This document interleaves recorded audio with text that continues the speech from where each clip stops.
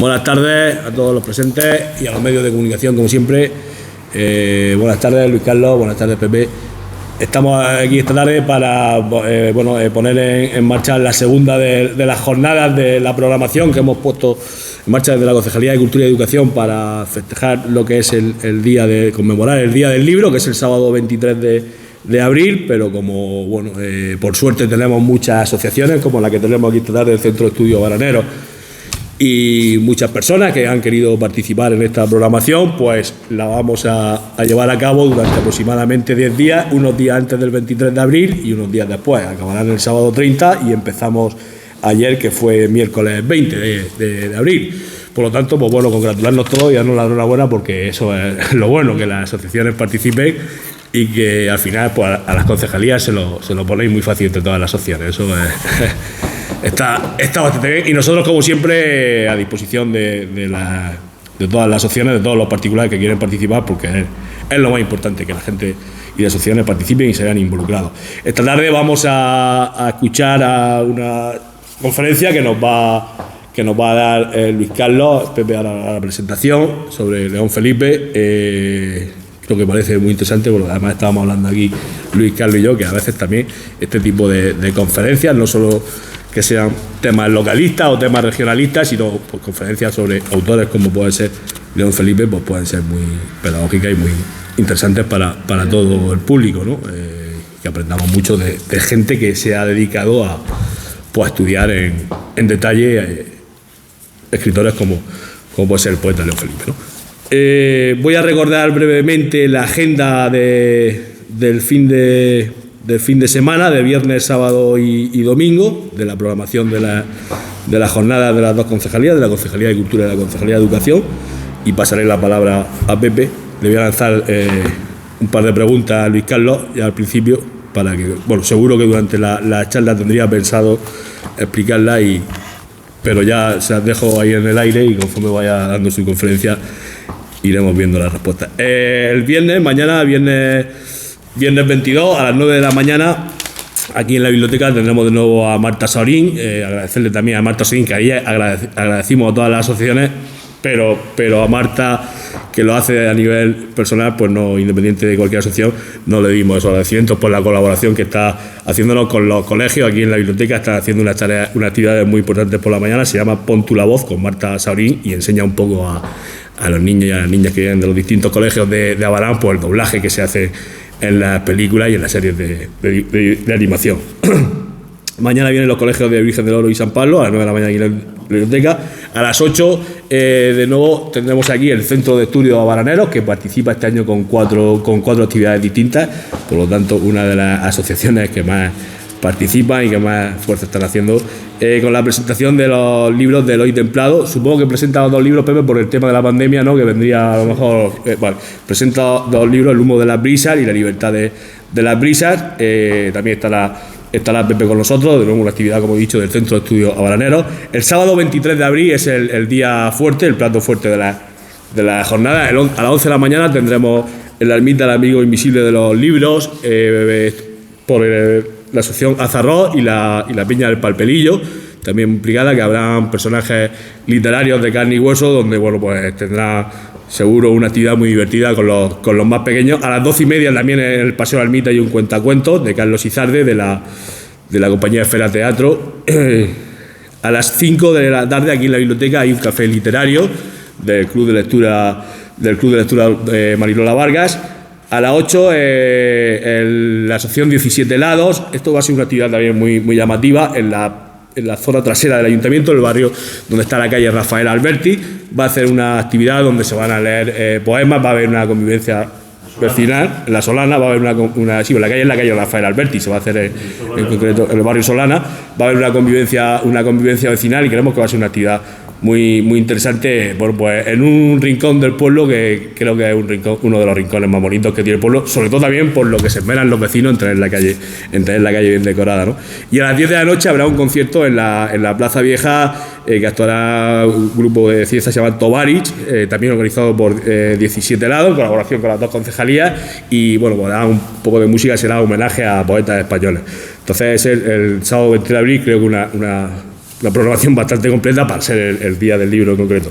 Y el domingo 24 a las 12:30 por la mañana en el Cervantes hay un espectáculo musical infantil, pero es para todos los públicos, para toda la familia, que se llama Yo de Grande, de una artista que se llama Esther, que ha estado aquí ya varias veces con nosotros. Estuvo hace 2 veranos en la Ermita con un concierto de música brasileña, y también estuvo hace poco en la gala que se conmemoró a la mujer y a Irene Puche en el Cervantes, y fueron el grupo que pusieron la música. Seguro que va a gustar mucho, y repito, es el domingo a las 12:30 en el Cervantes, ¿vale?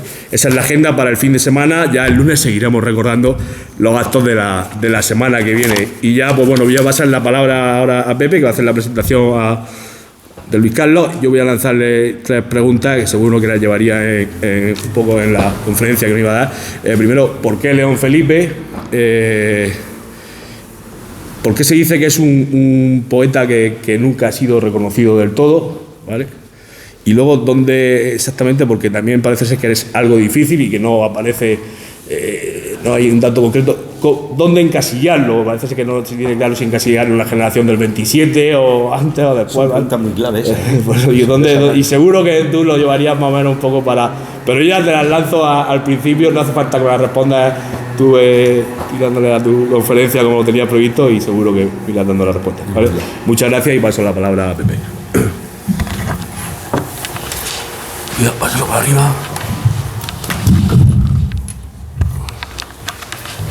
Bueno, buenas tardes. Gracias por estar aquí todos. Gracias, amigo concejal de Cultura Felipe. Gracias primero por la programación que nos ha brindado al pueblo de Abraham. Y gracias también por ese espíritu siempre de disponibilidad con nosotros, con toda la gente que quiere colaborar en algo, por ese agradecimiento continuo que tiene con todos. Y yo creo que eso es también muy de agradecer, su agradecimiento, valga la redundancia.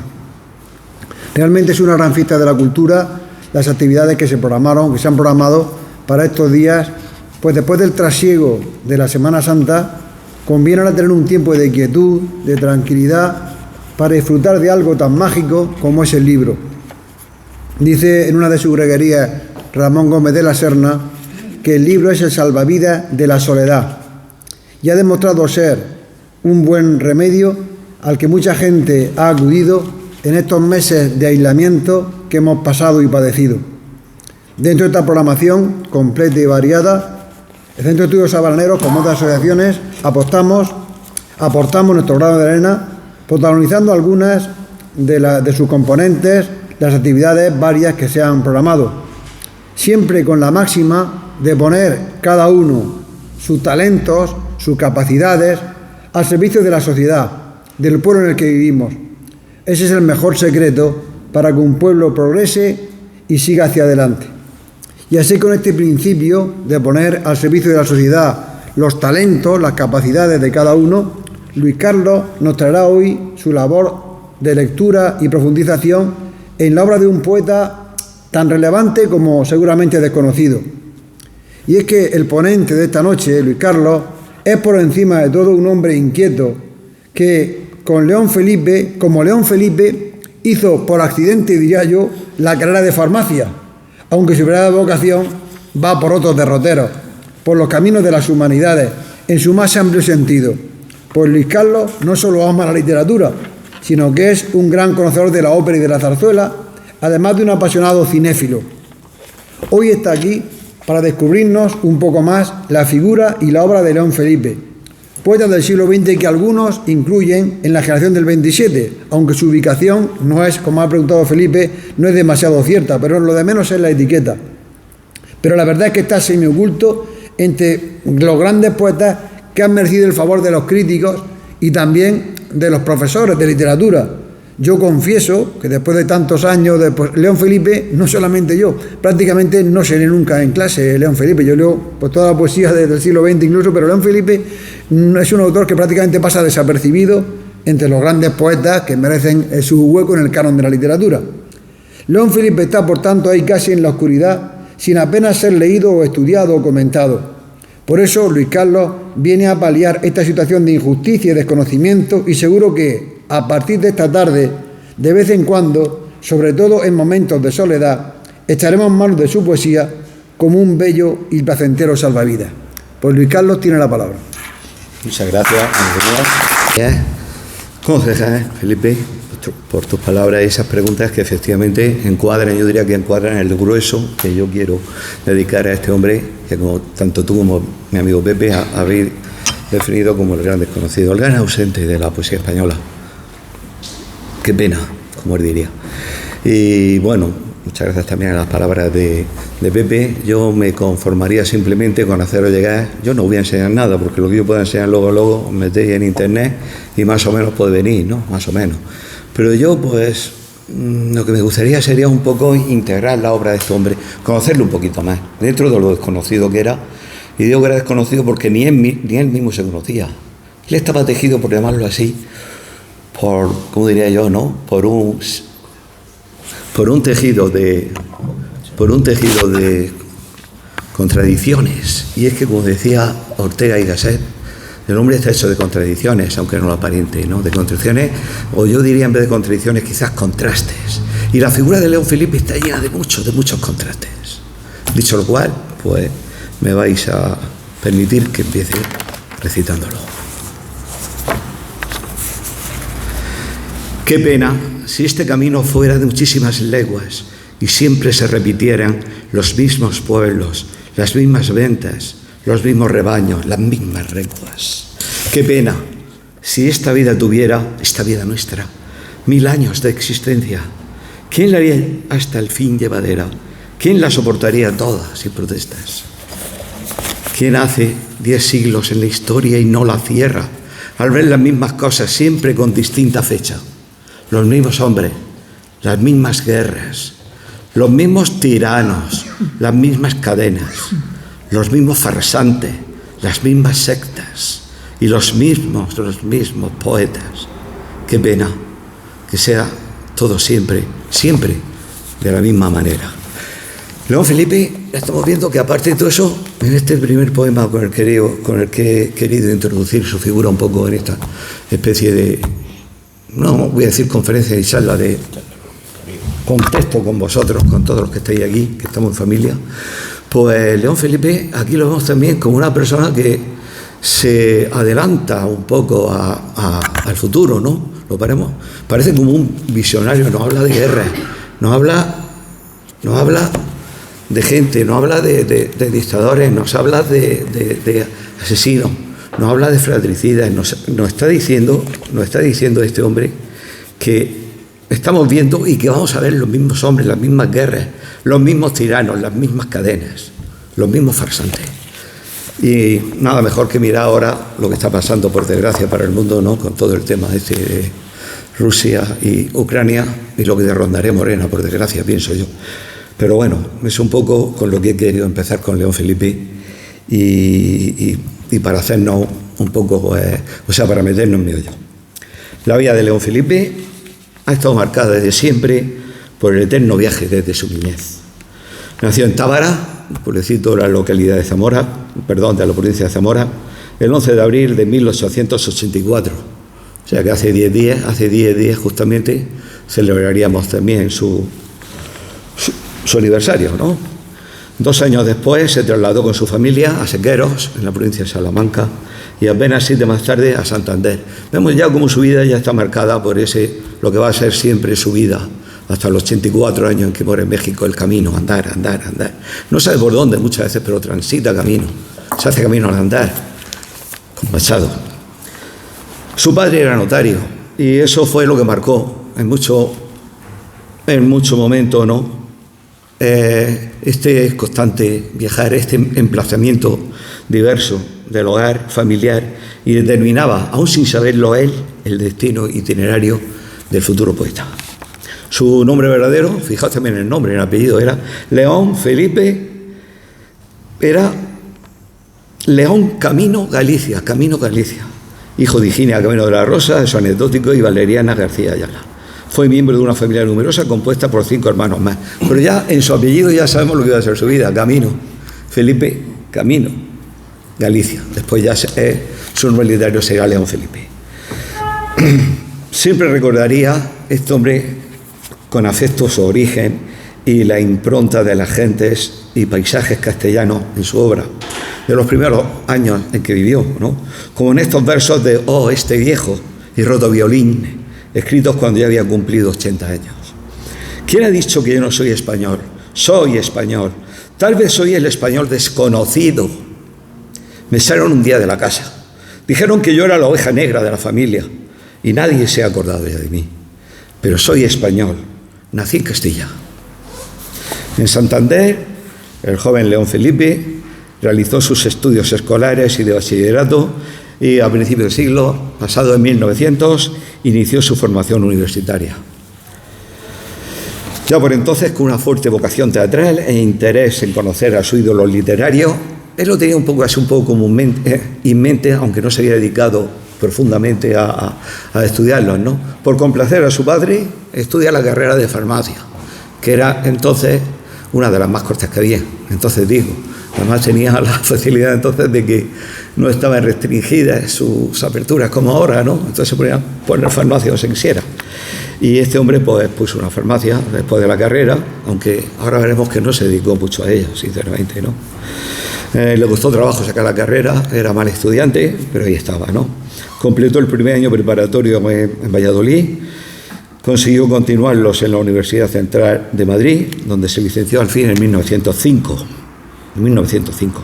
Con la excusa de realizar el doctorado, fijaros lo que os digo, León Felipe, una vez terminada pues esa carrera, participa, o sea, se extiende 2 años más en Madrid. Su excusa era la de que quería realizar el doctorado.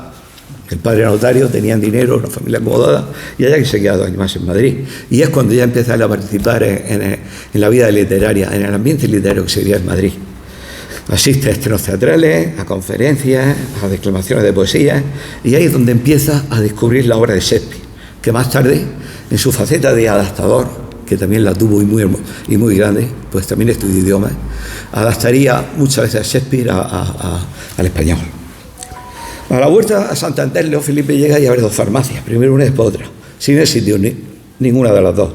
Su padre fallecía en marzo de 1908 y León Felipe es agobiado por la deuda, por la mala administración de su negocio, que le había permitido establecerse, y la presión familiar, que era la que lo involucraba en ese seguimiento hacia esa carrera. Y todo eso prácticamente se puede decir que lo abandona, estando a su nombre las regencias, como digo, de la farmacia, y allá que en noviembre de 1912 coge carretera y manta y se une a una compañía de cómicos de la legua, que se decía entonces. Fíjate qué hombre más. Durante 2 años recorre ciudades como Barcelona, Valencia y Madrid, donde fue finalmente detenido. ¿Y por qué fue detenido? Porque había sido juzgado por fraude en lo de la farmacia, había dejado ahí unas deudas muy consistentes y entonces se le fue juzgado y se le condenó por desfalco a unos años de cárcel, 3 que después se convirtieron en 1 año y medio. Y sí, estuvo en la cárcel, León Felipe estuvo en la cárcel por desfalco, por circunstancias de la vida.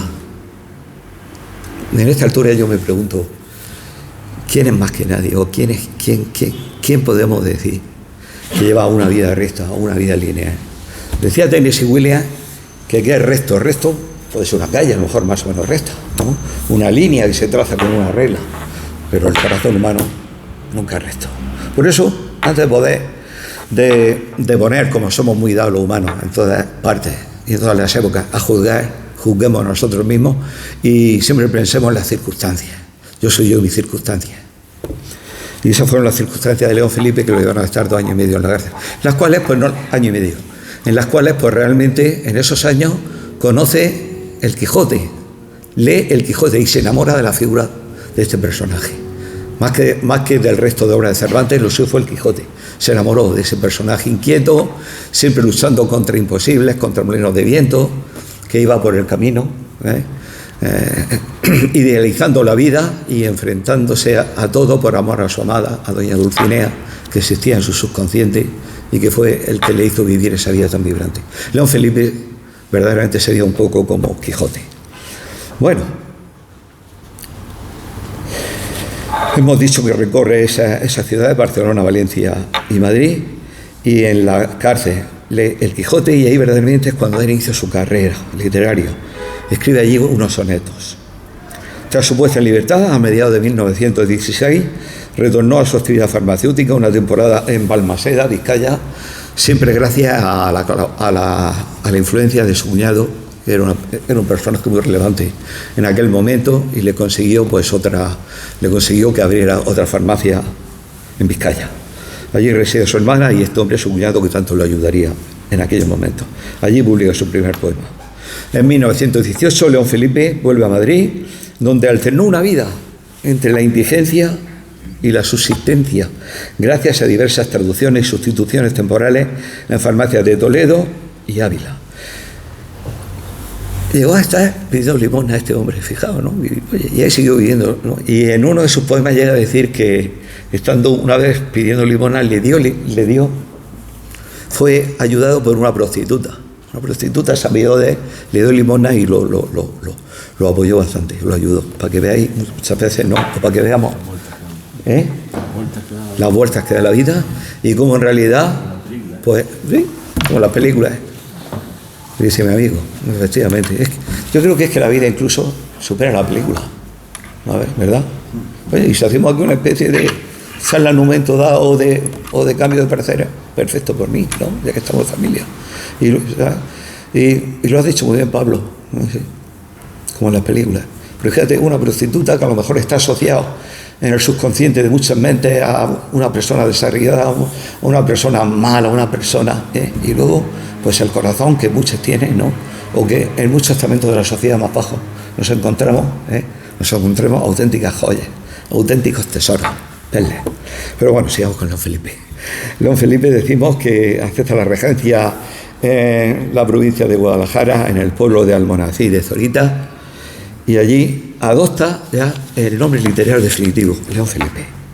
Y escribiría parte de su primer libro. Para mí es encantador, es divino, Aquí lo tengo, parte de él, o entre otros, versos y oraciones del caminante, aquí integrado en una de las antologías del poeta, ¿sabes? No antología rota. Versos y caminante, versos y oraciones del caminante, que fue bien acogido por la crítica.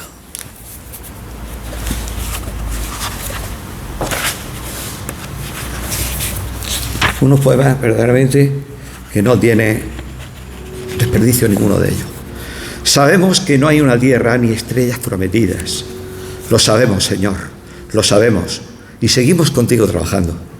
Sabemos que 1000 veces y 1000 veces pararemos de nuevo nuestro carro y que 1000 veces y 1000 veces en la tierra alzaremos de nuevo nuestro viejo tinglado. Sabemos que por ello no tendremos ni ración ni salario. Lo sabemos, Señor, lo sabemos, y seguimos contigo trabajando. Y sabemos que sobre este tinglado hemos de hacer 1000 veces y 1000 veces todavía el mismo viejo truco bufo trágico, sin elogios ni aplausos. Lo sabemos, Señor, lo sabemos, y seguimos contigo trabajando. En estos versos ya se ve un poco la influencia que la Biblia va a tener sobre la vida y la obra de León Felipe. León Felipe, que dentro de sus aparentes contradicciones, si por un lado critica un poco lo que puede considerarse el cristianismo clásico o el catolicismo más integral de la doctrina, por otro lado admira a Cristo, se siente identificado con él y con Dios. Esa fue una de sus eternas tesituras. ¿Existe Dios? ¿Qué hace? No existe. Yo creo en Dios, pero ¿por qué pasa esto? ¿Por qué pasa lo otro? Se decía León Felipe, ¿no? Quizás, como decía el santo, ¿no? Aquel hombre aquel santo que cuando vio a un niño que estaba recogiendo agua en el mar y la metía en un pozo, decía, ¿qué haces? Dice, es que quiero meter todo el agua del mar en un pozo. Eso es imposible, el agua del mar no cabe en el pozo. Y el niño más o menos le dijo, al parecer, que tampoco Dios podía caber en la inteligencia de este hombre, Santo Tomás de Aquino, ni de otro, porque era mucho más, ¿no? Algo que no entra en nuestra comprensión. Y ahí está, como digo, una de las constantes de este hombre, de León Felipe, Cristo. El Cristo es el hombre, nos dice en otro poema. Ya que no lo tenía previsto en este momento, pero lo vamos a decir, como estamos aquí en familia. Y si el hombre, no Dios, se llamase Jesucristo, Si la sangre del hombre fuese la sangre divina del sol, la esencia luminosa de los astros. Si con su sangre el hombre pudiese salvar y redimir a los dioses. Estoy preguntando, ¿no puedo yo preguntar? ¿No han arrojado sobre mí todas las sombras? ¿Y no puedo yo levantar todas las preguntas? ¿Y si hubiese dos clases de hombres? ¿Y si hubiese dos Españas, por ejemplo? La España del poeta doméstico y retórico, y la España del poeta prometeico, heroico y revolucionario.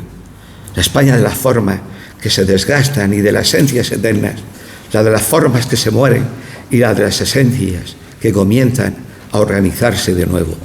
Y afirmo, ya no pregunto, en la España de las formas desgastadas están los símbolos obliterados, los ritos sin sentido, los uniformes inflados, las medallas sin leyenda, los hombres huecos, los cuerpos de serrín, el poeta doméstico y retórico, la exégesis farisaica, el verso vano y la oración muerta que van contando las sevillanas horadadas de los rosarios.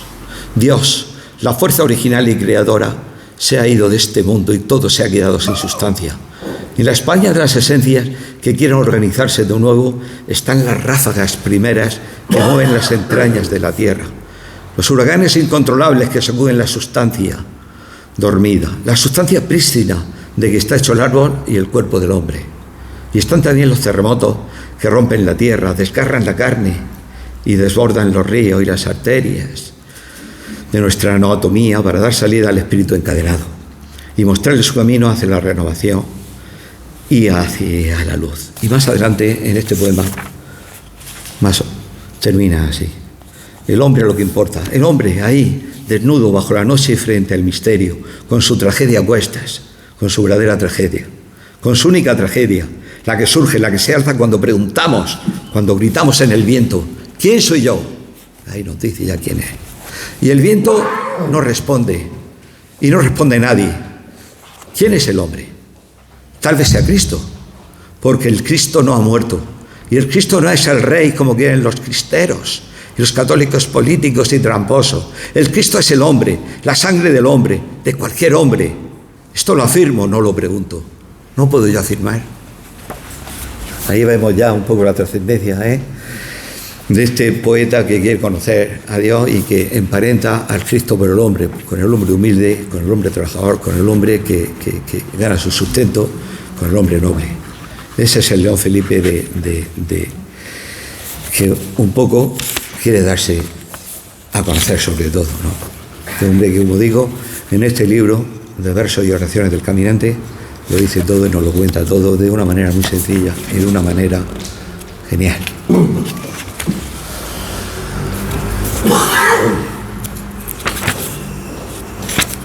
¿Por qué habéis dicho todos que en España hay dos bandos? Si aquí no hay más que polvo. En España no hay bandos. En esta tierra no hay bandos. En esta tierra maldita no hay bandos. No hay más que una hacha amarilla que ha afilado el rencor. Un hacha que cae siempre, siempre, siempre, implacable y sin descanso, sobre cualquier humilde ligazón, sobre dos plegarias que se funden, sobre dos herramientas que se enlazan, sobre dos manos que se estrechan. La consigna es el corte, el corte, el corte, el corte hasta llegar al polvo, hasta llegar al átomo. Aquí no hay bandos, ni rojos, ni blancos, ni egregios, ni plebeyos. Aquí no hay más que átomos, átomos que se muerden. España, en esta casa tuya no hay bandos.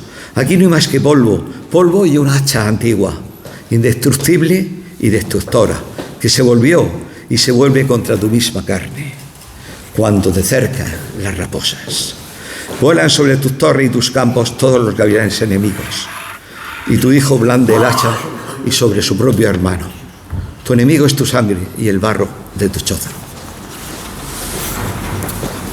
Muy significativa, estos versos que pertenecen al poema de El hacha, que escribiera en México cuando ya estaba exiliado en 1939, el poeta. Pero bueno, vayamos por partes. Vayamos por partes, que dijo Jack el Destripador. Perdona la tontería, ¿no? Pero bueno. Y dice también sobre Cristo: vinisteis a glorificar las lágrimas, no a enjugarlas. Viniste a abrir las heridas, no a cerrarlas. Viniste a encender las hogueras, no a apagarlas. Viniste a decir que corren el llanto, la sangre y el fuego como el agua.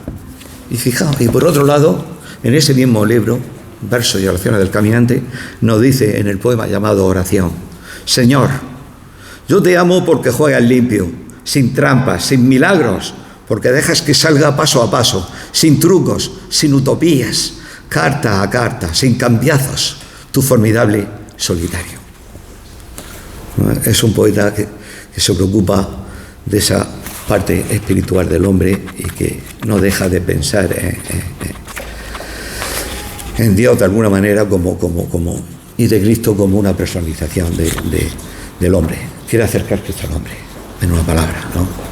Y se sienta. Hemos dicho que León Felipe tuvo su obsesión por Don Quijote, ¿no? Y nos dice uno de los versos: en el payaso tiene la palabra. Muy poco voy a recitar de él, porque a veces León Felipe escribía versos muy cortos, pero a veces también era muy largo. Los empalmaba, por llamarlo así, los agradaba con prosa. Dice en esta oferta: mercaderes, yo Don Quijote, España, ya no soy nadie aquí. Aquí en este mundo vuestro yo no soy nadie, ya lo sé. Entre vosotros aquí en vuestro mercado, yo no soy nadie ya. Un día me robasteis el airón y ahora me habéis escondido la espada. Entre vosotros aquí, en esta asamblea, yo no soy nadie ya. Yo no soy la virtud, es verdad. Mis manos están rojas de sangre fratricida y en mi historia hay pasajes tenebrosos. Pero el mundo es un túnel sin estrellas y vosotros sois solo vendedores de sombras.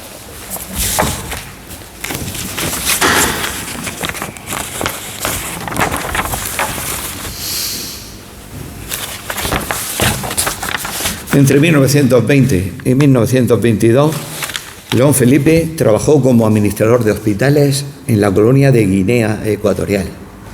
Pudo haber continuado su labor, pero decidió emigrar a México. La inquietud le movía, ¿no?, a seguir caminando, a seguir andando. Y allí residían dos de sus hermanas, y con el pretexto un poco de ir a verlas, pues se va allí, ¿no? Allí imparte clases en la Escuela de Verano de la Universidad de México. Y allí conocería a su segunda esposa. La primera esposa estuvo muy pocos años unido a ella enseguida. Se separaron. Pero es en México donde conoce a la que sería la musa y una traductora y también poeta, profesora de español en Estados Unidos, Berta Gamboa, con quien finalmente contraería matrimonio en Nueva York, en 1923. Trabajando como lector y profesor de español en Estados Unidos, León Felipe retomó su actividad literaria. También allí coincidió con Federico García Lorca, cuando aquel escribió Poeta en Nueva York. Y antes de regresar a México, donde escribiría otro gran poema, León Felipe, Drop a Star, baja una estrella. Y en distintas ocasiones durante la Segunda República también bajaría a España. Gerardo Diego incluiría sus poesías en su segunda antología de grandes poetas contemporáneos, editada en 1934. ¿Dónde está la estrella de los nacimientos? La tierra encabritada se ha parado en el viento y no ven los ojos de los marineros. Aquel pez, seguidle, se lleva danzando la estrella polar. El mundo es una slot McKee, con una ranura en la frente del cielo, sobre la cabecera del mar. Se ha parado la máquina, se ha acabado la cuerda. El mundo es algo que funciona como el piano mecánico de un bar. Se ha acabado la cuerda, se ha parado la máquina. Marinero, tú tienes una estrella en el bolsillo. Drop a Star, bájalo. Baja esa estrella. Enciende con tu mano la nueva música del mundo, la canción marinera del mañana, el himno venidero de los hombres. Drop a Star. Echa a andar otra vez este barco varado, marinero. Tú tienes una estrella en el bolsillo, una estrella nueva de palacio, de fósforo y de imán. Tras una breve estancia en Panamá, como profesor y agregado cultural de la embajada, León Felipe vuelve a Madrid tras el estallido de la Guerra Civil en 1936. Escribió La Insignia. Y aquí viene uno de los momentos más álgidos y más duros de León Felipe, con este poema que es enorme, que no lo voy a leer entero, simplemente os voy a dar una idea de lo que escribe aquí. Y es cuando, dentro de su pureza, por llamarlo así, que él tenía, y de compromiso consigo mismo, no con nadie, ni con proclamas de un bando o de otro, él, sintiéndose republicano, sintiéndose de izquierda, ve el panorama desolador que ocurría en Barcelona en el año 36, 37 y 38 años en los que viaja a España.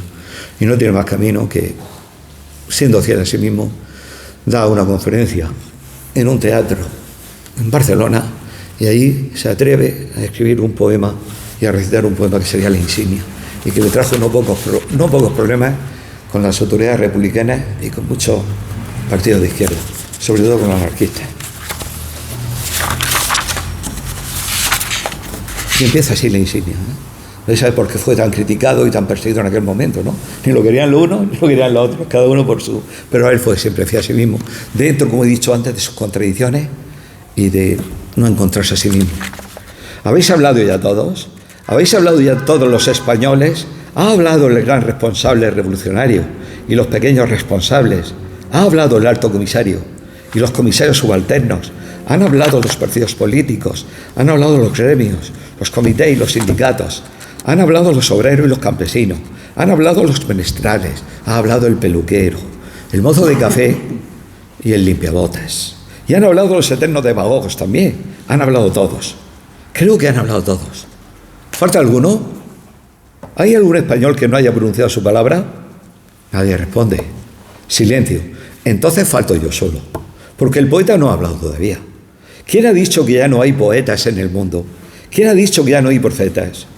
Un día, los reyes y los pueblos, para olvidar su destino fatal y dramático, y para poder suplantar el sacrificio con el cinismo y con la pirueta, sustituyeron al profeta por el bufón.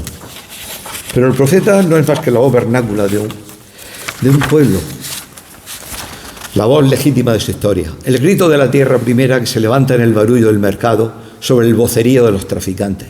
Nada de orgullos, ni jerarquías divinas, ni genealogías eclesiásticas. La voz de los profetas, recordadla, es la que tiene más sabor de barro, del barro que ha hecho el árbol, al naranjo y al pino, del barro que ha formado nuestro cuerpo también. Yo no soy más que una voz, la tuya, la de todos, la más genuina, la más general, la más aborigen ahora, la más antigua de esta tierra. La voz de España que hoy se articula en mi garganta como pudo articularse en otra cualquiera. Mi voz no es más que la onda de la tierra, de nuestra tierra, que me coge a mí hoy como una antena propicia. Escuchad españoles revolucionarios, escuchad de rodillas, no os arrodilléis ante nadie, os arrodilláis ante vosotros mismos, ante vuestra misma voz que casi habéis olvidado.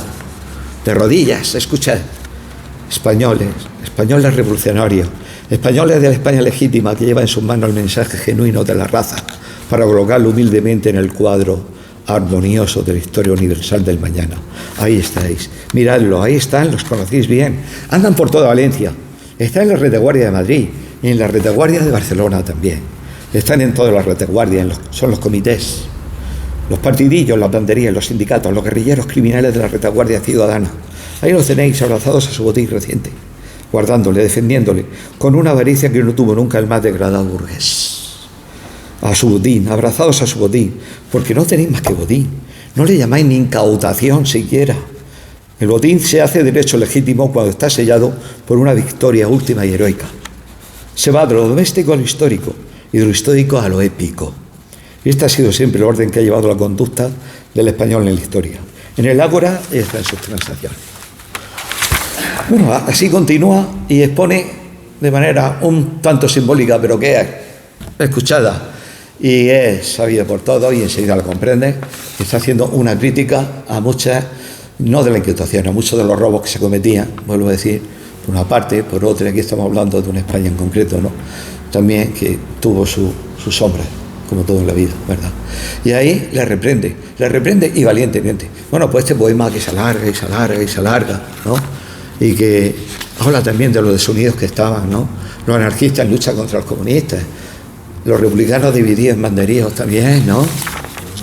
¿Verdad? En Barcelona sobre todo. En Barcelona sobre todo está León Felipe precisamente, nos dice aquí el otro Felipe concejal, y que efectivamente, y él lo vive esos momentos, y lo sitúa en su momento, no se encalla como hacen otros poetas, a lo mejor, ¿no? Que supuestamente estaban más concienciados por la revolución, o no, ¿no? Y ahí es donde el hombre, ¿no? Y termina así, ¿sí? Lo llama raposos. Raposos. El mundo no es más que una madriguera de raposos. Y la justicia una flor que ya no prende ninguna latitud. Españoles revolucionarios, vamos a la muerte. Se adelantó a su tiempo, yo lo digo en todo, señor Felipe, que lo oigan los espías. ¿Qué importa ya que lo oigan los espías? Que lo oigan ellos, vosotros, los bastardos. ¿Qué importa ya que lo oigan los bastardos? A estas alturas de la historia ya no se oye nada. Se va hacia la muerte. Y abajo queda el mundo irrespirable de los raposos y de los que pactan con los raposos. Vamos a la muerte. Que se despierte Barcelona, que se despierte Valencia y que se ponga la mortaja. Es duro, ¿eh? Bueno, pues por estos poemas recibió sendas amenazas de muerte y vino... En fin, que el hombre se vio como se vio perseguido, se vio que no era querido, se vio que realmente lleno de amenazas, Raro era el día que no le amaban y lo amenazaban de muerte o que le mandaban cartas. Total, que el poeta, escrito eso, vuelve a México en el 38, antes de acabar la guerra civil. Vuelve en el 38, como digo. Y allí, pues, desde México se recorre parte de América del Sur, dando poesías, dando conferencias, impartiéndolas, recitando poemas y publicando, entre otros, su antología rota, que después sería la nueva antología rota. Antes de asentarse definitivamente en México, escribiendo Llamadme publicano, traduciendo y adaptando cuentos literarios a guiones para televisión. Allí se dedica también a traducir. Se pone en contacto con uno de sus poetas, con la poesía de uno de sus poetas favoritos, Walt Whitman. Y de él traduce y publica poesías. Para él era el poeta absoluto, total, Walt Whitman.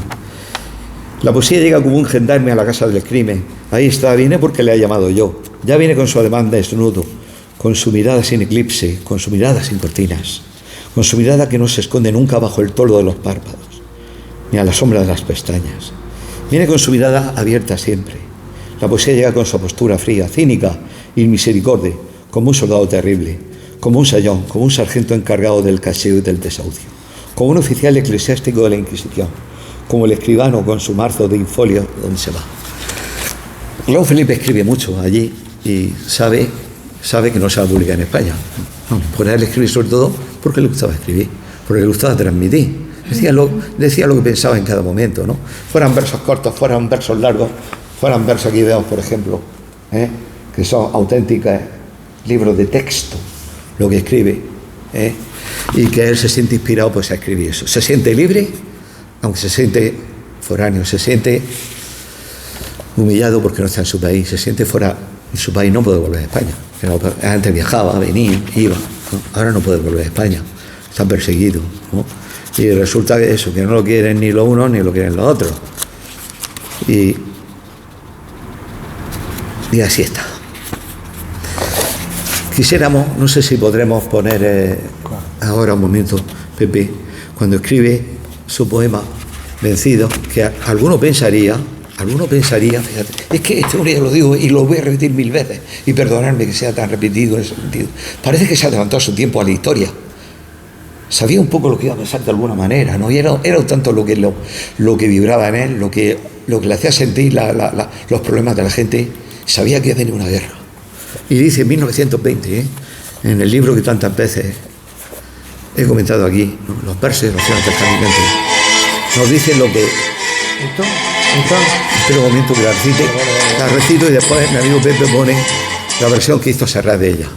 Por la manchega llanura se vuelve a ver la figura de Don Quijote pasar.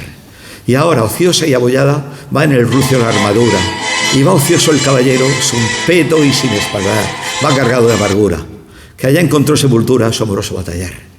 Va cargado de amargura, que allá quedó su ventura, en la playa de Barcino frente al mar. Por la manchega llanura se vuelve a ver la figura de Don Quijote pasar. Va cargado de amargura, va vencido el caballero de retorno a su lugar. ¿Cuántas veces, Don Quijote, por esa misma llanura, en horas de desaliento, así te miro pasar? ¿Y cuántas veces te grito, hazme un sitio en tu montura y llévame a tu lugar?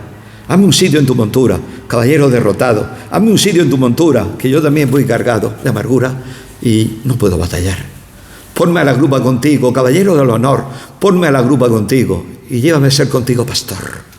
Por la manchega llanura se vuelve a ver la figura de Don Quijote pasar. Pero mejor lo hace Serrat. Vamos a escucharlo.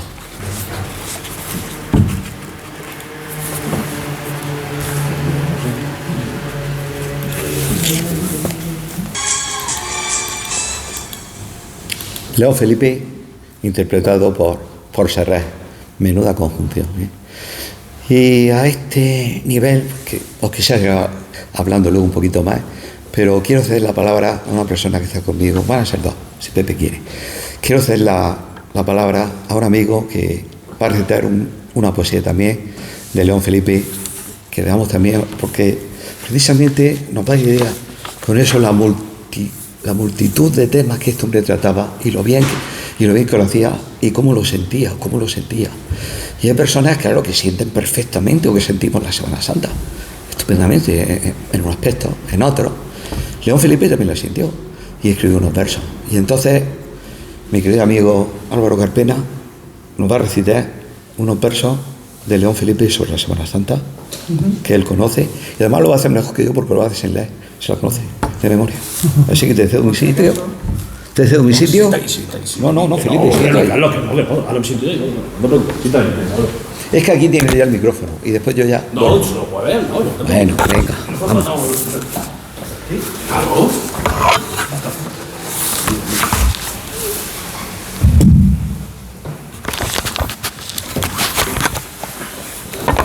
Buenas tardes, amigos. Maestro. Gracias. Buenas tardes. Toda la cosa del directo y que se improvisa. Decía Luis Carlos que León Felipe tiene una trayectoria cultural muy extensa y una búsqueda hacia sí mismo que muchas veces refleja la penuria de Cristo en el Calvario. En este caso, León Felipe se lo lleva a la vida diaria. Hace de cualquier calle una calle de la amargura, llena de ese caminar, ese viaje. Siempre lo hizo un momentico, si me permite un pequeño inciso. ¿Sí? Inciso, ya ves que cuando habla ahí de Cristo lo identifica con el hombre, ¿no? El hombre, el Exacto. Cristo. Te dejo, sí. Y mucho más concreto, es quizás en un poema, tiene varios poemas religiosos, pero siempre muy humanizados, traído siempre a la vivencia personal. Es quizás el poema titulado El Cristo de Velázquez, el que bajo mi punto de vista quizás mejor atrae la identificación de la persona con lo trascendental. Dice: me gusta el Cristo de Velázquez, la melena sobre la cara y un resquicio en la melena por donde entra, si acaso, la imaginación. Algo se ve. ¿Cómo era aquel rostro? Mira bien, compónlo tú. ¿A quién se parece? ¿A quién te recuerda? La luz entra por los cabellos manchados de sangre y te ofrecen un espejo. Mira bien, ¿no ves cómo llora? No eres tú mismo. Es el hombre hecho Dios. ¡Qué consuelo! ¿No me entendéis? ¿Por qué? ¿Porque estoy alegre? No lo sé. Tal vez porque me gusta más así. El hombre hecho Dios que el Dios hecho hombre. Es el encuentro de León Felipe consigo mismo, con sus penurias, con el milagro de la vida y con las relaciones personales que son las que nos van configurando en el día a día.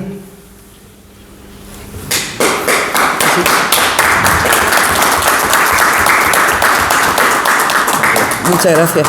A ver, viene un poco a completar todo lo que estamos diciendo aquí de León Felipe, como cuando él siente, cuando él tiene un sentimiento fuerte, sea por lo que sea, pues lo explaya en su poesía o lo explaya en su prosa, como he dicho antes. Y no tiene problema si se enfrenta uno a otro. Hostia, qué tradicional este, o al contrario, qué revolucionario. Lo siente lo que lo siente y así lo manifiesta. Por eso es libre. Y ahí vengo a contestar un poco o a introducirme un poco en el tema que tú me decías antes, Felipe. Este hombre me preguntaba que ¿por qué León Felipe? Ya lo estamos viendo. León Felipe es un hombre que es el gran desconocido. Lo decía Pepe en su presentación. Tan agradable. Es un hombre que ha sido desconocido porque el partido no se ha dado a conocer. Él vivía feliz dentro de que no estaba en su país y que tenía esa estaca siempre ahí afilada, metida en el pecho. O ese hacha de la que habla en sus poemas también, que le había destrozado parte de su vida. Pero él encuentra la paz con su mujer, con esa mujer Berta Gamboa, y es feliz en México.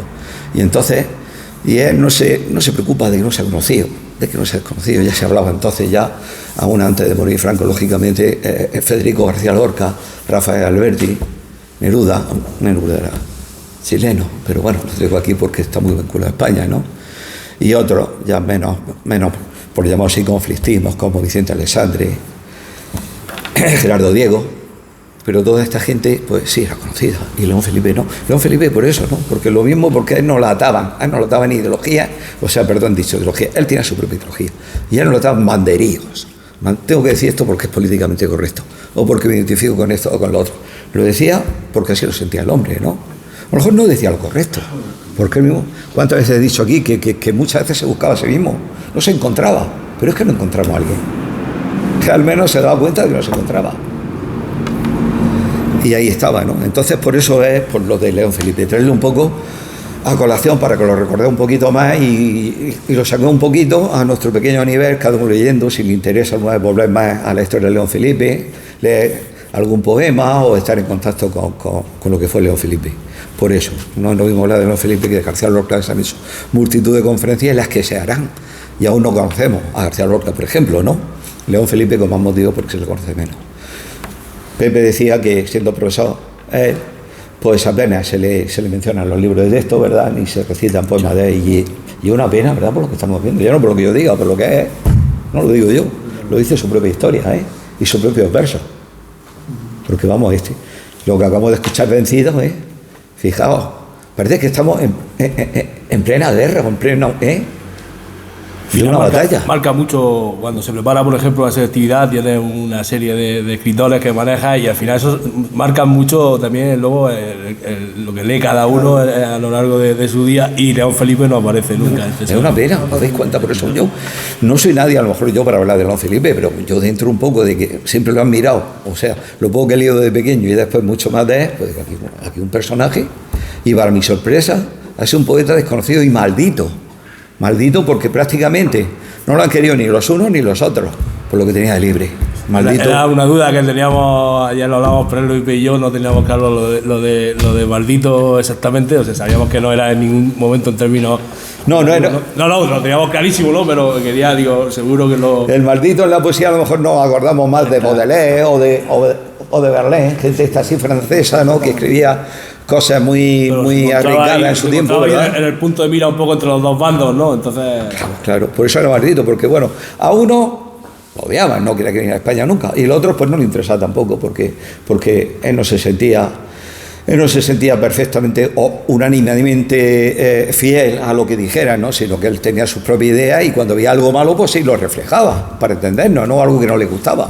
Entonces, cuando digo maldito, no me quería ir al término que puede ser, por ejemplo, de Bonaventure Rimbaud, en Francia, que fue un poeta maldito, o un Baudelaire, ¿no? Además, pues consumían lo que llamamos ahora sustancias prohibidas o sustancias estupefacientes, ¿no? El ajenjo aquel lo bebían como si fuera agua, ¿no? Y por eso, y por su tipo de escritura, eran malditos. Este era maldito, o yo lo considero maldito por eso, ¿no? Por eso por la duda, por el tipo de escritura no era, pero queríamos... no sé si me he explicado bien o si... No, perfectamente, ahora perfectamente, claro que sí. Entonces, su no reconocimiento, pues ya lo he dicho también, o ya lo hemos hablado aquí, ¿no? Por eso, porque nos agradaba mucho al uno y al otro. Si uno leía algún poema suelto que pudiéramos ser más o menos bonito, ¿no? Que no tuviera más trascendencia, pues gustaba a todos, pero bueno, no se podía encarrilar siempre en el mismo género. Él no podía escribir siempre como cuando escribió este poema que a mí me impresionó de pequeño, ¿no? Y fue uno de los primeros. Yo lo sabía de memoria, pero como no me atrevo a lidiar con mi memoria, lo voy a leer. Romero Solo. Ser en la vida Romero. Romero solo, que cruza siempre por caminos nuevos. Ser en la vida Romero. Sin más oficio, sin otro nombre y sin pueblo. Ser en la vida Romero, solo Romero. Que no hagan callo las cosas ni en el alma ni en el cuerpo. Pasar por todo, una vez solo y ligero, siempre ligero. Que no se acostumbre el pie a pisar el mismo suelo, ni el tablao de la farsa, ni la losa de los templos. Para que nunca recemos como el sacristán los rezos, ni como el cómico viejo digamos los versos. La mano ociosa es quien tiene más fino el tacto en los dedos. Decía el príncipe Hamlet, viendo cómo cavaba una fosa y cantaba al mismo tiempo, es un superturero. No sabiendo los oficios, los haremos con respeto. Para enterrar a los muertos como debemos, cualquiera sirve. Cualquiera, que no es un supertorero. Un día todos sabemos hacer justicia, también como el rey hebreo la hizo Sancho el Escudero y el villano Pedro Crespo, el alcalde de Zalamea, de Cartón de la Barca. Que no hagan callo las cosas ni en el alma ni en el cuerpo, pasar por todo una vez solo y ligero, siempre ligero, sensibles a todo viento y bajo todos los cielos. Poetas, nunca cantemos la vida de un mismo pueblo, ni la flor de un solo huerto, que sean todos los pueblos y todos los huertos nuestros. Bellísimo para mí, ¿eh? Y un poema, yo creo. Gracias, Pedro. Este fue uno de los primeros poemas que yo leí de él y que me absorbió. Después vi que León Felipe era mucho más, ¿no? León Felipe no se quedaba en esto, pero realmente aquí está trazando lo que va a ser su vida. Ser romero, ir andando, bueno, era lo que él creía y lo que él buscaba. Otros han buscado la estabilidad perfectamente, y este hombre era inquieto. No valía ni para regentar una farmacia ni para estar en un mismo sitio impartiendo una clase o impartiendo una doctrina. Lo suyo era correr, andar por ahí, conocer gente y llevar su verso y los versos de otros poetas, por supuesto, ¿no? Y nos dice, como tú, en las piedras, admira a la piedra, porque dice, así es mi vida, piedra, como tú, piedra pequeña como tú, piedra ligera como tú, canto que ruedas por las calzadas y por las veredas, como tú, guijarro humilde de las carreteras, como tú, que en días de tormenta te hundes y en el cielo de la tierra, y luego centelleas bajo los cascos y bajo las ruedas, como tú, que no has servido para ser ni piedra de una lonja, ni piedra de una audiencia, ni piedra de un palacio, ni piedra de una iglesia, como tú, piedra aventurera, como tú, que tal vez estás hecha solo para una honda, piedra pequeña y ligera, una piedra de un camino. Bueno, seguimos un poquito, no quiero hacerme muy pesado, pero es que uno se pone en León Felipe y uno no sé si os estará ya siendo pesado esto. Vamos a ver un poquito más y enseguida ya nos vamos, ¿no? Voy ahí. Así recorría León Felipe, como digo, gran parte de la América Central y del Sur, impartiendo conferencias, recitando poemas y publicando. Ya lo decíamos antes. Salto. El ciervo y yo este viejo y roto violín fueron las dos últimas grandes obras que escribió antes de su fallecimiento, un 18 de septiembre de 1968, 11 años después de la muerte de su esposa Berta, que le sumió en una profunda melancolía. Desde entonces León Felipe ya no fue el mismo. Con él desaparecía uno de los hombres más puros, uno de los poetas más buenos de España, en palabras de Rafael Alberti, recogidas en un artículo que publicó El País el 4 de mayo de 1976. Allí León Felipe, en el tiempo que estuve allí, ayudó a muchos españoles del éxodo y del llanto, como decía, pero ayudó a todo el mundo que requería de eso. Él ya había tenido, lógicamente, tenía allí un carisma, tenía mucha presencia, mucha participación en México, era querido por el presidente Lázaro Cárdenas y por todos aquellos intelectuales que allí habitaban,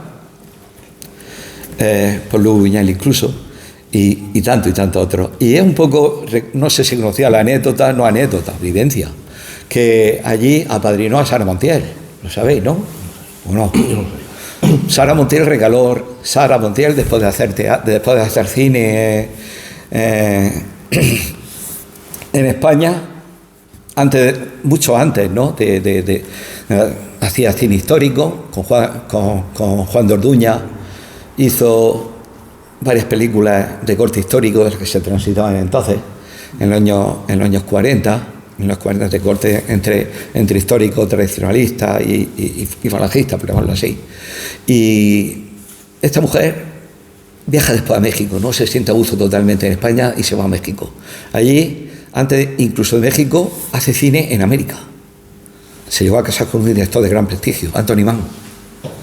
Anthony Mann, el director de películas como El Cid, que conoceréis, y otras grandes superproducciones.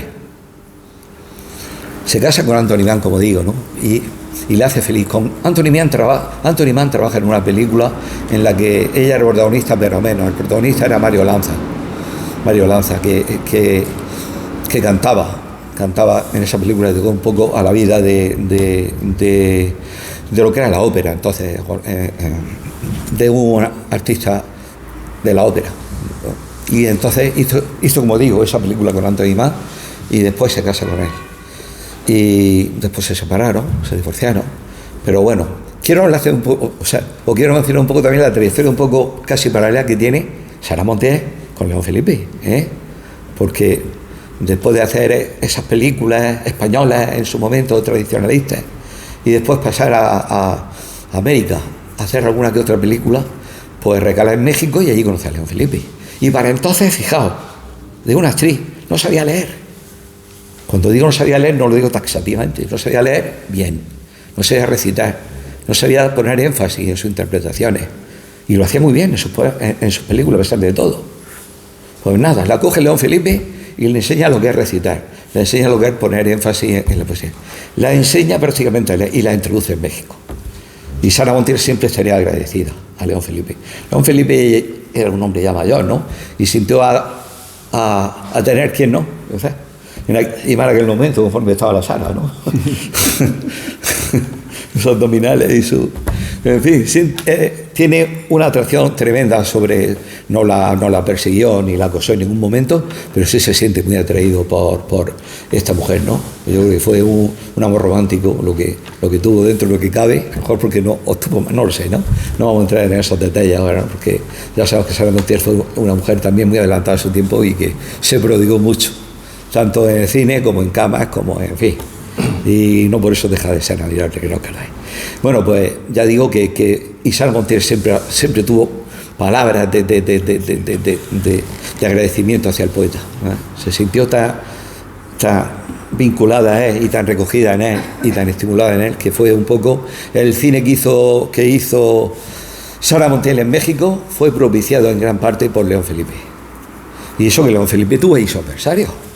Ahora os decía, León Felipe estuvo muy perseguido por algunas personas que eran entonces pues allí pues el meollo cultural, ¿no? O el meollo interpretativo, los santones de México, ¿no? Y estoy hablando de Cantinflas. Mario Moreno Cantinflas no podía ver a León Felipe. Y entonces le hizo en lo que podía, hubo un tiempo, después ya se calmó, pero hubo un tiempo en que Mario Moreno intentaba influenciar sobre el presidente Lázaro Cárdenas y los demás gobernantes de allí para que aislar un poco al poeta. No lo consiguió. Lo consiguió con otro, lo consiguió con Miguel de Molina, cuando se fue allá a cantar, ¿no? Y no lo quería, ¿no? Pero bueno, esas son otras historias y otras charlas que podíamos dar, ¿no? Ahora mismo estamos concentrados en Felipe y una vez he hablado un poco de su andadura allí y de su historia, por llamarlo así, con Sara Montiel. Decimos que estamos hablando de sus últimos poemas, que fueron, como yo digo, no lo digo yo, como se sabe, los que han seguido la obra de León Felipe, considerado como uno de los hombres más puros, uno de los poetas más buenos de España, vuelvo a repetir, que decía Rafael Alberti. Pues sí, en esos últimos libros, ese viejo, Inestado de Belín. Y ahí pues hace ya sus últimas aportaciones a la literatura, a su literatura. Este hombre que fuera un republicano, pero libre, liberado de todo, tan arraigado en las ideas como él no podía haber encontrado en todo el calendario un día más adecuado. ¿Y por qué digo esto? Estoy hablando de la muerte de León Felipe. León Felipe muere un día de feliz recuerdo, el 18 de septiembre de 1968. No para España, pero sí para la historia de México, ya que en esa fecha se cumplía un siglo de la revolución que expulsó de España a Isabel II. Y eso pues tiene mucho significado. Sí, Isabel II, la madre de Fernando VII y abuela de Alfonso XII, ¿no? Y entonces eso, pues bueno, ese día viene a morir León Felipe allí, ¿no? Ya no era el mismo León Felipe que conocíamos, era ya un Felipe ya derrotado, porque había luchado mucho en su vida, ¿no? Y como él decía, aunque perdió la guerra, mantuvo su combate hasta el último aliento de su vida en el exilio. Este poeta, a pesar de que no haya sido conocido, ha hecho historia, ha hecho siempre. Y como él decía también, la poesía hace la historia, no la historia a la poesía. Este hombre, en términos poéticos, hay que mirarlo también como una imagen sublime, al margen de lo que nos puedan decir los manuales de historia que, como os decía, estaban abarrotados de nombres de emperadores, generales, dictadores, conquistadores, reyes, tiranos. Muchos de ellos mantuvieron pagados cantores áulicos, propagandistas de sus hazañas o historiadores de cámara a sueldo contratados para relatar sus aventuras guerreras. Así es la historia, una sucesión limitada de conflictos bélicos con los que incrementar los dominios de los señores gracias a las batallas liberadas por los servidores cuando no había esclavos que utilizar como carne de cañón. Sin embargo, León Felipe es el poeta independiente. Es el poeta que rechaza colocarse al servicio de un amo, el que fuese, de un banderí o de otro, para recibir una soldada. Cantar lo que ha visto y con ello lograr fijar la historia. Eso un poco, no quiero alargarme más porque pudieron hablar mucho más, aquí tengo mucho más de León Felipe, pero vamos a ir terminando, ya siendo hora, y voy a hacerlo con un poema de León Felipe, que es el que más quizás se acerca a su figura, y vuelvo a repetir, este poema parece que lo ha escrito al final de su vida, porque habla de su andadura, y habla de que no va a ser reconocido, y habla de lo que en realidad ha sido su vida, y sin embargo aparece en versos y oraciones del caminante el año 1920, que lo escribió en dos partes, en 1920 y luego en 1929 una segunda parte. Así que terminamos. Antes de terminar, muchas gracias a todos los aquí presentes, a mis amigos de Abarán, al concejal, a Pepe, a Álvaro y a dos grandes amigos que han venido de Murcia, acaso hecho para escuchar esta charla, José Miguel y Antonio Juan, fuera mi jefe y ahora mi íntimo amigo. Muchas gracias a todos por estar aquí y nos vamos con León Felipe y su autorretrato. Qué lástima que yo no puedo cantar a la usanza de este tiempo lo mismo que los poetas de hoy cantan.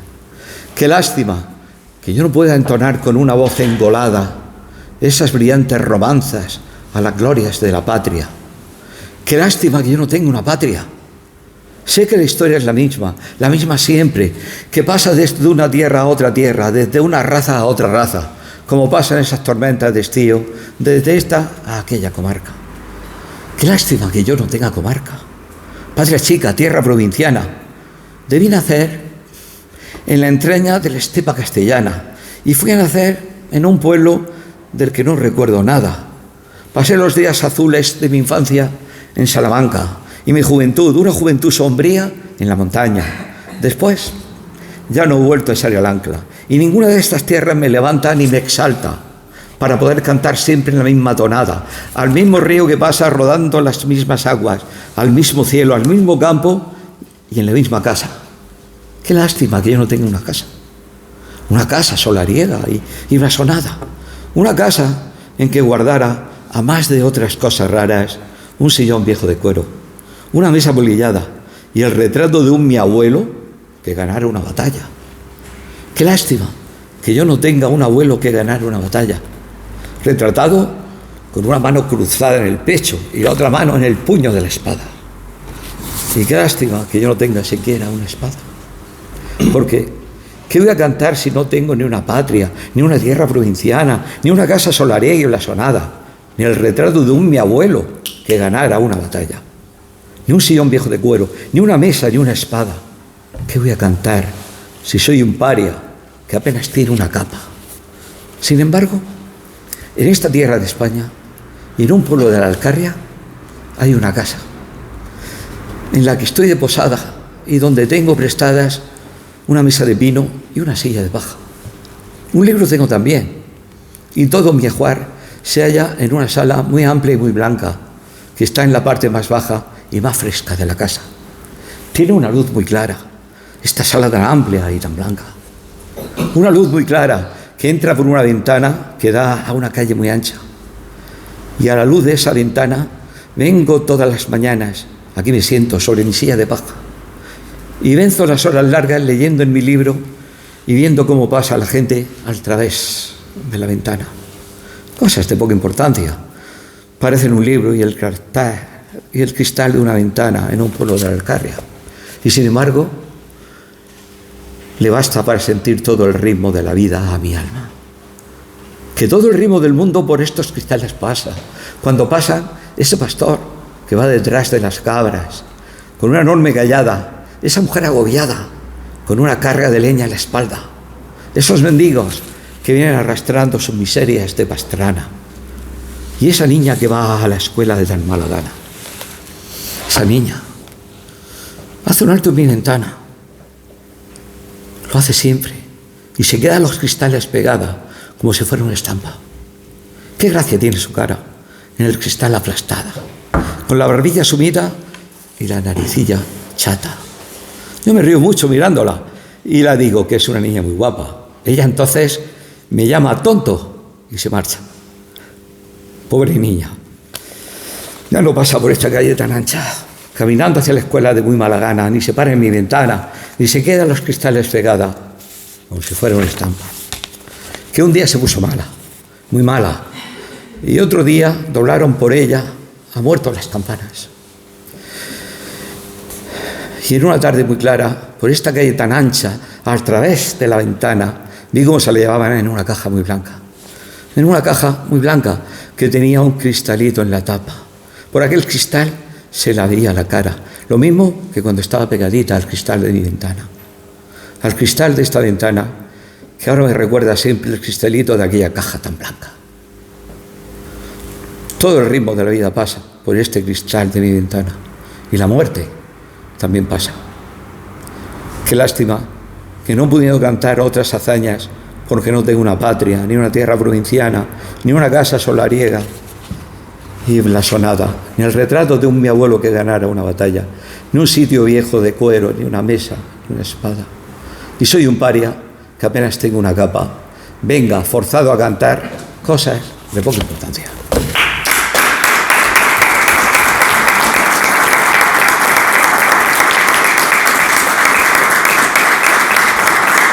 Muchas gracias. Hemos estado en familia, me habéis arropado y yo me he sentido aquí con vosotros muy feliz. Espero que esto prospere, que vuelvan las charlas, que vuelvan todas las comunicaciones y de algún modo yo quisiera estar con vosotros. Gracias a ti. Por supuesto. Muchas gracias. Muchas gracias. A vosotros.